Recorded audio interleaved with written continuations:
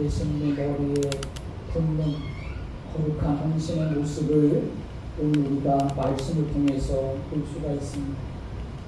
오늘 이 여인이 했었던 일에 대해서 주변의 사람들은 쓸데없는 일을 했다고, 허비하고 낭비하는 일을 했다고 하지만 예수님께서는 저 여인이 내게 좋은 일을 하였다라고 이렇게 칭찬을 하셨죠.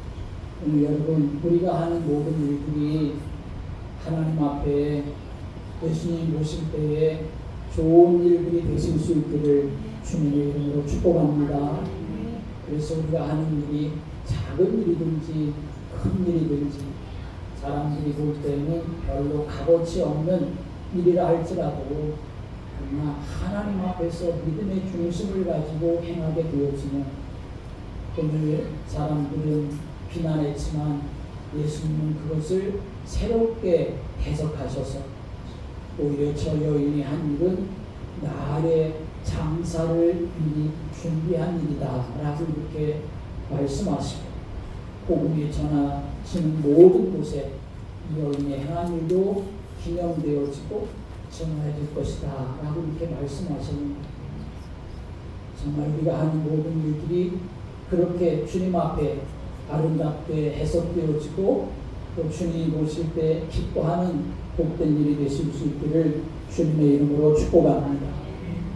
칼 로저스라고 하는 심리학자가 있는데 이 사람은 인간이 고독한 이유가 무엇이냐라고 하는 것에 대해서 두 가지로 말했습니다.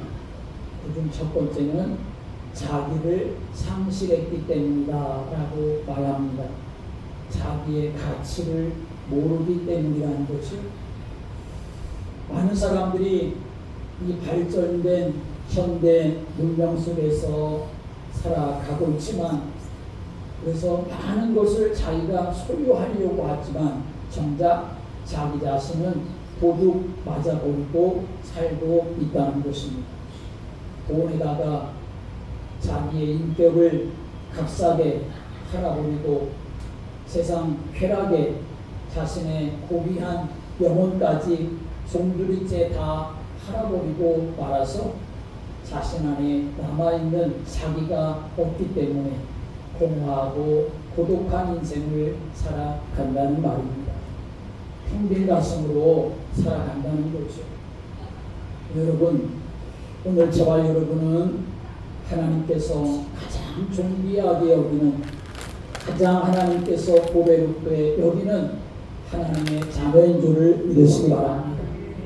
세상의 사람들은 그 사람을 존귀하게 여기는 이유가 얼만큼 배웠냐, 얼만큼 가졌냐 라고 하는 것을 보고 그 사람을 존귀하게 여길 수도 있고 안 존귀하게 여길 수도 있지만 오늘 여기는 그것이 우리의 기준이 아니라 예수님이 피로 값주시고 우리 모두를 사실 만큼 우리는 가장 존귀한 자가 되어 있는 줄을 믿으시기 바랍니다.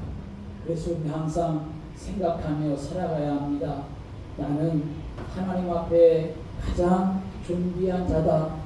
하나님이 나를 보배롭게 여기신다라고 하는 믿음을 가지고 하나님 앞에서 삶을 살아가시기를 주님의 이름으로 축복합니다.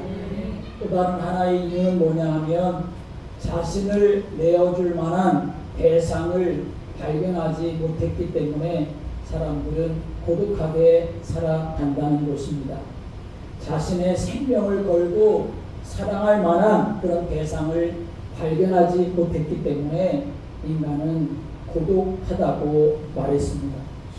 사람이 사람답게 살려면 자기 생명을 몽땅 내어줘도 아깝지 않은 어떤 대상이 있거나 어떤 일이 있어야 합니다. 그런 대상을 발견한 사람은 결코 외롭지도 않고 고독하지도 않지요. 오히려 날마다 또 새로운 의욕을 가지고 그렇게 살아갈 수가 있겠지요. 그런데 이 땅의 많은 사람들은 그저 여전히 자기는 그렇게 사랑하려고 하지만 정작 내가 무엇인가 내 마음껏 그렇게 헌신할 수 있는 어떤 대상이나 일을 찾지 못하고 있기 때문에 인생은 고독한 가운데 살아가고 있다는 것이죠. 성경에 나오는 믿음의 사람들은 모두가 하나같이 하나님 안에서 인생의 최고의 가치를, 다시 말하면 자기의 생명을 걸고 사랑할 만한 대상을, 그러한 일을 발견한 사람들입니다. 베드로가 그랬습니다. 요한복음에 말씀 오면 베드로의 동생 안드레가 있었는데 안드레가 먼저 예수님을 만났습니다. 그래서 이제 이 자기 형 베드로에게 예수님을 소개하고 예수님께 데리고 갔습니다. 그런데 예수님이 베드로를 보시자마자 베드로에게 그런 말씀하십니다. 네가 요한의 아들 시몬이냐? 그렇게 말씀하시면서 너는 장차 개바라 하리라 라고 이렇게 예수님이 말씀을 하십니다. 그런데 그때 베드로는 예수님을 선뜻 따라 나서지 않았습니다. 왜냐하면 예수님이 자기 인생의 최고의 가치로 그렇게 여겨지지 않았기 때문이죠. 그에게 최고의 가치는 뭐냐? 갈릴리 바다에서 물고기를 많이 잡는 것이 최고의 가치였습니다. 물고기 많이 잡아서 부자가 돼서 자기의 처자식을 먹여 살리고 자기와 함께 살고 있는 장모님을 잘 돌보는 것, 그것이 아마 베드로에게는 최고의 가치였던 것이죠. 그러다가 갈릴리 호수에서 예수님을 또다시 만나게 되어지죠. 그날 베드로는 밤새도록 물고기를 잡았지만 한 마리도 잡지 못하고 빈 그물을 손질하고 있는 상황이었는데 예수님이 자기의 배에 오셔서 사람들에게 말씀을 전하시게 되었죠. 그때 베드로도 그 그물을 손질하면서 예수님의 말씀을 듣게 되었겠지요. 예수님의 말씀을 다 전하신 후에 베드로에게 하시는 말씀이 깊은 데로 가서 그물을 내려 고기를 잡으라 라고 이렇게 말씀하십니다. 그때 베드로는 내가 밤이 새도록 수고하였으되 잡은 것이 없지만 말씀에 의지하여 그물을 내리리이다 라고 예수님의 말씀에 순종하여 그물을 내려서 고기를 잡았는데 상상하지 못할 일이 일어났지요. 그물이 찢어질 만큼 고기가 많이 잡히게 되었습니다. 그 순간 베드로는 미련 없이 모든 것을 버려두고 예수님을 따르기를 시작했습니다. 왜 그랬을까요? 예수님이 자기 인생의 최고의 가치로 발견되었기 때문입니다. 저분이 모든 것이 되는 분이구나. 저분을 따르기만 하면 내 인생의 모든 것이 해결되겠구나. 저분이 없으면 내 인생은 이제 아무것도 안 되겠구나 라고 하는 이 마음의 중심이 새롭게 생겼기 때문에 그는 그물도 버려두고 배도 버려두고 자기 아버지도 버려두고 예수님을 따르기 시작했던 것입니다. 사도 바울도 그랬습니다. 처음에 그는 예수님이 누군지를 몰랐습니다. 알기로는 이단의 괴수 정도라고 그렇게 알았습니다. 그래서 예수님 믿는 사람들을 잡아서 감옥에 가두는 것이 하나님을 위한 일이라고 생각을 하고 그렇게 그는 살아갔습니다. 그러다가 다메섹에도 예수 믿는 사람들이 있다는 것을 듣고서는 다메섹으로 가서 예수 믿는 사람들을 잡으려고 가는 도중에 거기 그 길에서 부활하신 예수님을 만나게 되었습니다. 그런데 놀랍게도 이 부활하신 예수님과의 만남이 그의 인생을 송두리째 바꿔놓게 되었습니다. 그 순간 지금까지 자기가 추구해 왔었던 모든 것들은 배설물로 여기게 되었고 이제 그는 고백하기를 나는 그리스도를 아는 것이 내게 있어서 가장 고상한 지식이라고 나는 그리스도를 얻고 그리스도 안에 있는 사람으로 내가 인정받고 살고 싶고 나는 이제 내 생명 모두를 그리스도를 위해서 드리며 살고 싶다고 그렇게 고백을 하며 삶을 살아갔습니다. 예수 그리스도가 자기 인생의 최고의 가치가 되었던 거죠. 그러자 하나님께서는 그 사도 바울을 사용하셔서 로마를 복음화하시는 역사를 이루어 가셨습니다. 오늘 여러분, 우리가 예수를 지금까지 믿어왔는데 내가 정말 추구하는 최고의 가치는 무엇입니까? 다른 말로 말한다고 하면 왜 나에게는 내가 그동안 예수를 많이 오랫동안 믿으며 살아왔는데 나에게 이런 사도 바울과 같은 인생의 변화가, 베드로와 같은 인생의 변화가 왜 안 일어날까? 그것은 바로 예수 그리스도를 내가 믿는다고는 하지만 내 인생의 최고의 가치로 그렇게 여기지 못하기 때문이 아닐까? 우리는 생각해 보아야 합니다. 오늘 다시 한번 예배드리며 예수님이 나를 구원하신 분이 맞다고 한다면, 예수님이 없으면 내가 멸망 가운데 지옥 가운데 빠져 살아갈 수밖에 없는 인생이 되었는데 그분으로 인하여서 내가 구원받았다고 한다면 내 인생에 예수님이 전부라고 고백할 수 있고, 예수님이 내 인생 살아가는 동안 최고의 가치로 내가 붙잡고 삶을 살아가겠다고 하나님 앞에 믿음으로 고백하고 또 그런 은혜를 누리는 여러분이 되시기를 주님의 이름으로 축복합니다. 오늘 본문의 말씀은 예수님께서 베다니 나병환자 시몬의 집에 식사하실 때에 한 여인이 매우 값진 향유가 담긴 옥합을 가지고 와서 그 옥합을 깨트려 가지고 예수님의 머리에 붓는 사건의 내용입니다. 베다니는 죽었던 나사로가 살아났던 곳이지요. 예수님께서 죽은 나사로를 살리셨던 기적이 일어났던 곳이고, 그곳에는 마르다도 마리아도 같이 살고 있었습니다. 오늘 본문에 나오는 나병 환자 시몬이 누군지는 정확하게 말하고 있지 않지만 어떤 성경학자는 아마도 이 나병 환자 시몬은 마르다의 남편이었을까 하는 그러한 추측을 하기도 합니다. 요한복음의 말씀에도 이 사건과 동일한 그러한 말씀이 기록되어져 있는데 거기에서는 이 내용을 좀 더 자세하게 설명을 합니다.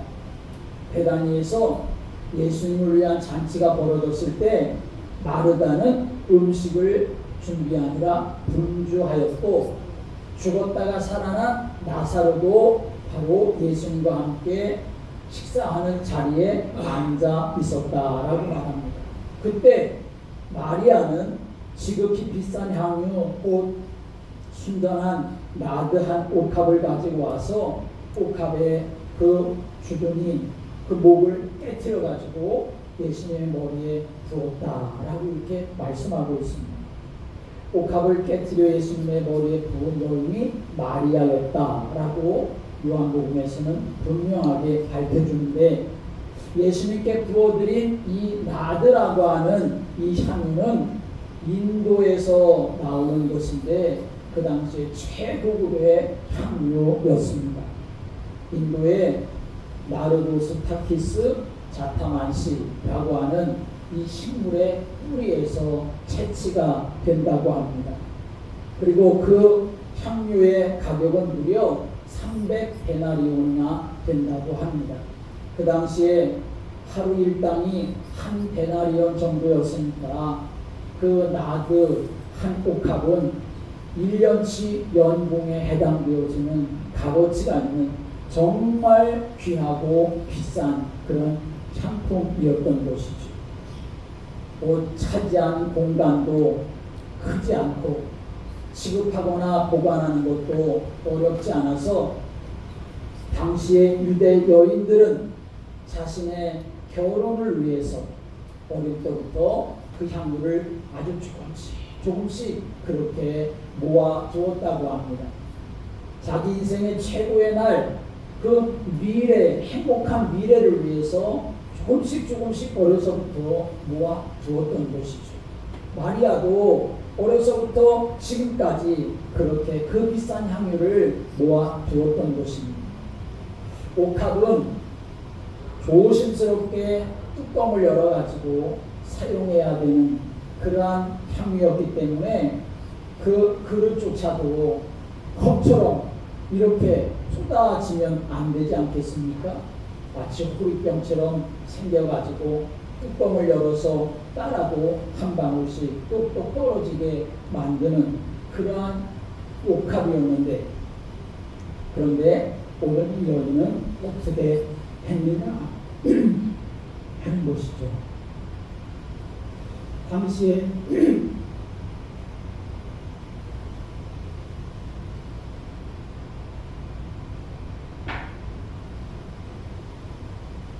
관습을 보면 귀한 손님이 자기 집에 방문했을 때 최고의 예를 갖추어서 환영하는 뜻으로 옥합의 뚜껑을 열어가지고 그 향유를 한두 방울 정도 그렇게 그 손님에게 떨어뜨려 주는 그런 보통의 관습이었습니다.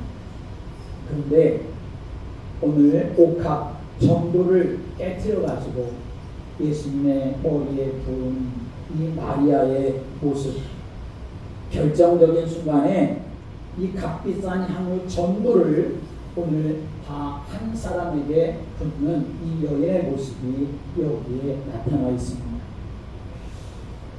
이렇게 마리아가 한 행동에 대해서 주변의 사람들이 그것을 보고서는 기절할 정도로 깜짝 놀라서 그렇게 말을 합니다.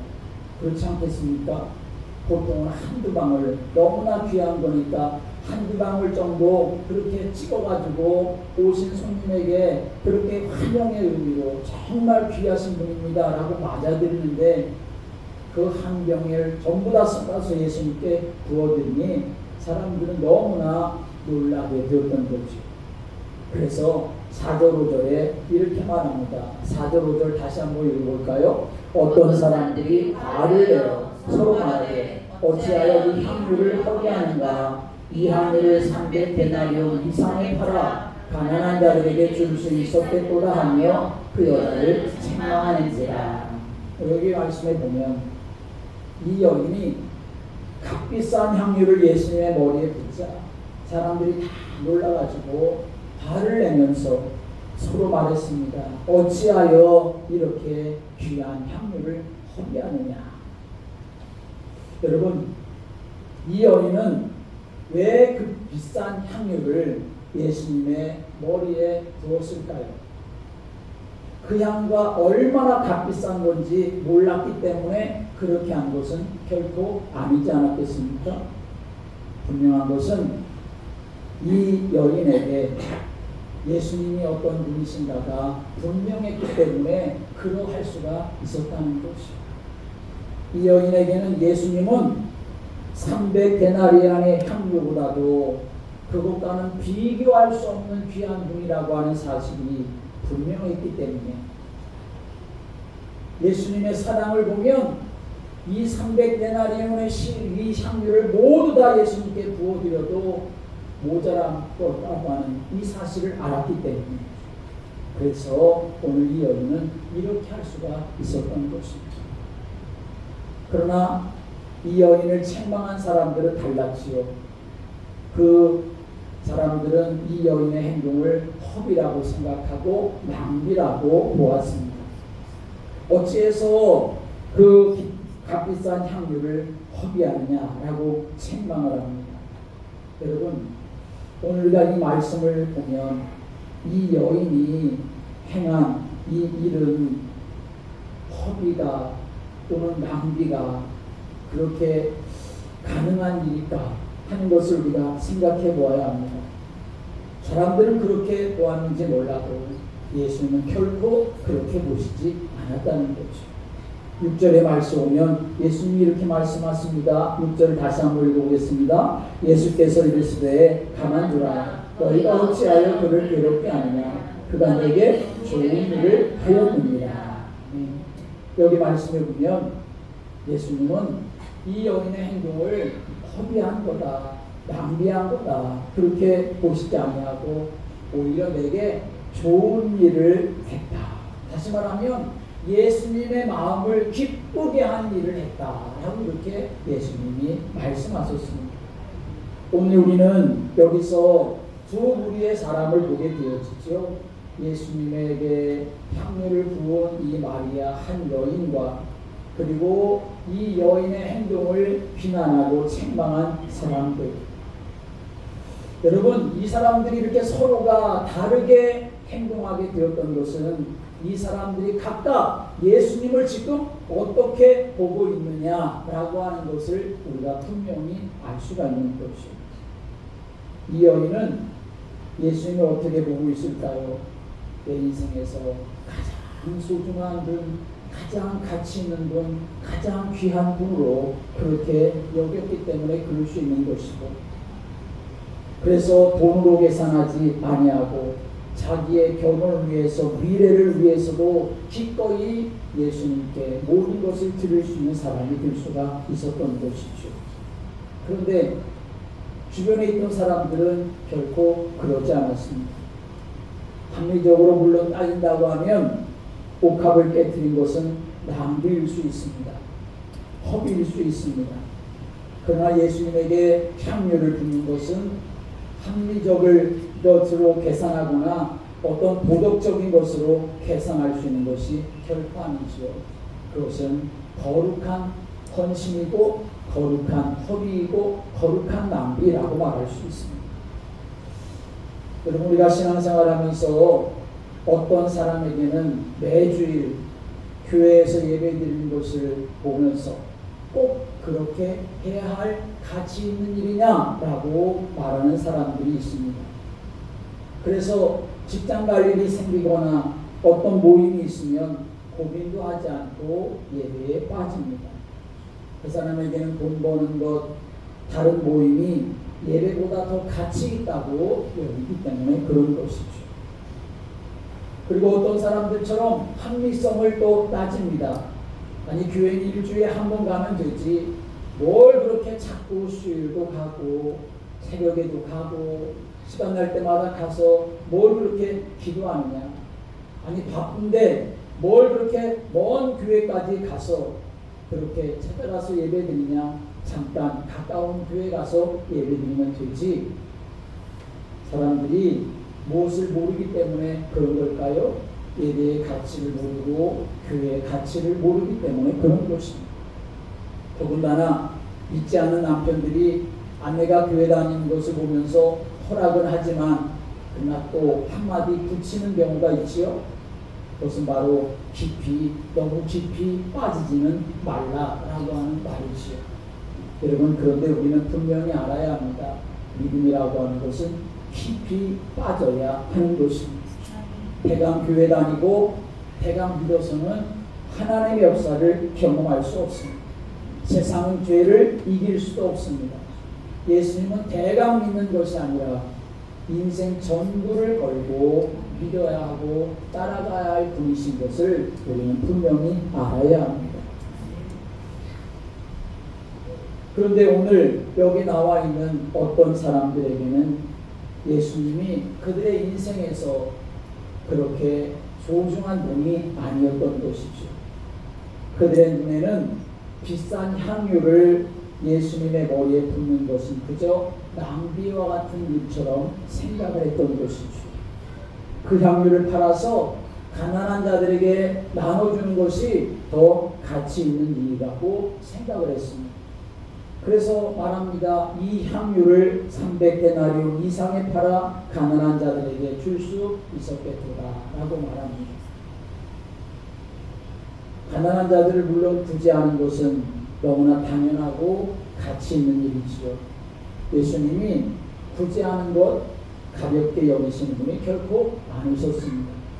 그럼에도 예수님은 이 여인의 의아스러운 행동을 그대로 받아주셨고, 더군다나 이 여인은 내게 좋은 일을 했다라고 칭찬까지 하셨습니다. 그러면서 이어서 7절에 이렇게 말씀하십니다. 7절 말씀 같이 읽어볼까요? 시작. 가난한 자들은 항상 너희와 함께 있으니 아무 때라도 원하는 대로 도울 수 있거니와 나는 너희와 항상 함께 있지 아니하리라. 여러분, 우리는 이 말씀을 읽을 때 가난한 자에게 하는 것이냐 아니면 예수님에게 하는 것이냐라고 하는 것을 대조해서는 안 됩니다. 여기서 우리가 대조해서 보아야 될 것은 항상이라고 하는 말과 그리고 항상 있지 아니한라고 하는 말을 우리는 대조해서 생각해 보아야 합니다. 항상과 항상 있지 아니하다라고 하는 이 말씀, 항상 있지 아니하다라고 하는 것은 단 한 번의 특별한 때를 말하는 것이지요. 예수님께서 굳이 하는 것은 너희들이 항상 할 수 있는 일이다 라고 말씀하시는 것이고, 나는 그런데 항상 있지 않다라고 이렇게 말씀하십니다. 이 말씀은 무슨 말씀입니까? 예수님의 특별한 때가 지금 다가오고 있음을 말하는 것이죠. 예수님이 십자가에 달려 죽으시는 때가 이 사건 이후에 금방 일어나게 되어지는데, 예수님께서는 인류의 죄를 대신 지시기 위해서 죽어야 하는 바로 그때를 위해서 이 여인이 지금 헌신하고 있는 것임을 말하고 알려주고 계시다고 하는 것이죠. 그러면서 8절에 예수님은 덧붙여서 말씀하십니다. 그는 힘을 다하여 내 몸에 향유를 부어서 내 장례를 미리 준비했다라고 말씀하십니다. 여러분, 예수님은 이 여인이 옥합을 깨뜨려 자기 머리에 향유를 붓는 이 사건이 그저 예수님 나에게 귀하신 분입니다, 우리 집에 오신 건 너무나 잘하셨고 제가 환영합니다 라고 하는 정도가 아니라 예수님의 십자가의 죽음을 미리 준비해 주고 있는 것이라고 예수님은 말씀하고 계십니다. 그 당시에 장례식은 사람이 죽으면 보통의 경우에는 그 시신에 향기 나는 향유를 바르는 것이 유대인들의 장례 절차였습니다. 그런데 특별히 향유를 바르지 않는 경우도 있었습니다. 어떤 경우였냐면 범죄자가 되어서 십자가에 달려 처형을 받는 경우에는 그 사람에게 시신에 향유를 바르지 않았습니다. 그런데 예수님은 범죄자가 아니지만 십자가에 죽으셔야 하는 범죄자로서의 죽음을 맞이하셔야 했던 것이죠. 그래서 실제로 예수님께서 십자가에서 죽으시고 무덤에 장사 지내게 되어질 때에 아무도 예수님의 시신에 향유를 붓지 않았습니다. 미처 그의 몸에 향유를 부을 준비를 하지 못했기 때문이기도 했고, 요한복음에서는 그나마 12 제자는 아니었는데 아리마대 사람 요셉이 빌라도에게 예수님의 시신을 달라고 해가지고 예수님이 새 무덤에 향유와 세마포로 싸가지고 예수님을 장사 지냈고, 그리고 나중에 예수님이 그렇게 장례 지낸 다음 안식일이 지나서 여인들이 예수님에게 향유를 바르려고 무덤에 갔던 것이 전부였습니다. 그런데 오늘 이 여인은 예수님이 죽으시기 전에 예수님의 장사를 준비하는 이 모습으로 예수님에게 향유를 부었다는 것입니다. 자, 그런데 여러분 생각해 보십시오. 오늘 이 여인이 예수님의 십자가의 죽음을 미리 알고 예수님에게 향유를 부었느냐 하는 것입니다. 결코 그렇지 않았습니다. 그런데 예수님은 이 여인의 행동에 대해서 자신의 죽음을 미리 준비했다라고 말씀하고 계시다는 것입니다. 여러분, 우리가 하는 모든 일들, 내가 하는 주님을 위한 작은 일이 그저 내 생각에는 그냥 감사해서 하는 정도일 수 있지만, 그러나 주님은 그것에 대해서 놀라운 해석을 하시며 우리를 기뻐하실 수 있다는 사실을 우리는 항상 간과해서는 안 된다는 것입니다. 특별히 오늘 예수님은 그리스도로 이 땅에 오시지 않았습니까? 그리스도로 오셨다고 하는 것은, 그리스도라고 하는 것은 당연히 기름 부음을 받아야 하는 분이시죠. 물론 예수님이 세례를 받으실 때에 요단강에서 올라오실 때에 하늘이 열리고 비둘기 같은 성령이 예수님에게 임하고 너는 내 기뻐하는 자다, 내가 너를 사랑한다, 그렇게 하나님이 말씀하시면서 성령의 기름 부음을 예수님이 받으셨지만 사람 중에서는 누구도 예수님에게 기름을 붓지 않았습니다. 그런데 바로 여기서 제사장도 아니고 왕도 아닌 한 여인에게서 예수님은 기름 부음을 받고 계시다는 것입니다. 중요한 것은 오늘 이 여인의 행동을 고난받는 하나님의 종, 인류의 모든 죄를 대속하시기 위해서 죽어야 하는 그리스도를 위한 기름 부음의 역사로 우리는 또 여기서 볼 수가 있는 것이고 예수님도 그렇게 보셨다는 것입니다. 그래서 주님은 칭찬하셨던 것이죠. 내가 진실로 너희에게 이르노니 온 천하에 어디서든지 복음이 전파되는 곳에는 이 여자가 행한 일도 말하여 기억하리라 라고 말씀하셨습니다. 여러분, 우리가 하는 모든 일들이 하나님 앞에 아름다운 일이 되고 기쁨이 되어지는 일이 되기를 주님의 이름으로 축복합니다. 사도 바울은 사실 이 사실에 대해서 오늘 이 여인이 향유를 깨뜨려 옥합을 깨뜨려 예수님에게 향유를 부었다고 하지만 예수님은 먼저 자신의 옥합을 깨뜨리셔가지고 우리 위에 이 세상에 오셨다는 사실을 증거하고 있습니다. 사도 바울이 빌립보 교회에 보낸 편지에서 이렇게 말합니다. 너희 안에 이 마음을 품으라. 곧 그리스도 예수의 마음이니 그는 근본 하나님의 본체시나 하나님과 동등됨을 취할 것으로 여기지 아니하시고 오히려 자기를 비워 종의 형체를 가지고 사람들과 같이 되셨고 사람의 모양으로 나타나서 자기를 낮추시고 죽기까지 복종하셨다라고 말씀합니다. 자기를 깨뜨려서 우리를 위한 구원의 방편으로 우리에게 오셨던 것이죠. 십자가에서 우리를 위해서, 우리 자신을 위해서 전부를 내어주신 분, 그분이 바로 예수님이신 것이죠. 그렇다면 우리는 알아야 합니다. 예수님이 나를 위해서 그렇게 깨뜨려 자신을 내어주셨다고 한다면 이제는 나도 주님을 위해 믿음의 삶을 살아가는 성도로 하나님 앞에 서야 한다는 것이죠. 아프리카의 선교사에 있었던 리빙스턴 선교사의 한 일화입니다. 어느 날 이 선교사님이 추장을 전도했습니다.